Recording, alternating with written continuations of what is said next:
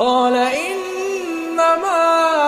أشكو بثي وحزني إلى الله وأعلم من الله ما لا تعلمون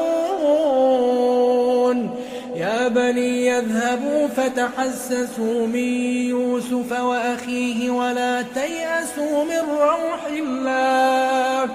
إنه لا ييأس من روح الله إلا القوم الكافرون